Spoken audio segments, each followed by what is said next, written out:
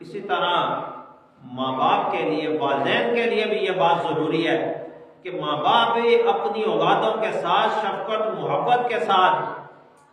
पेश आए, उनके साथ किसी एक की वजह से किसी दूसरे के साथ ज्यादतियां न करें।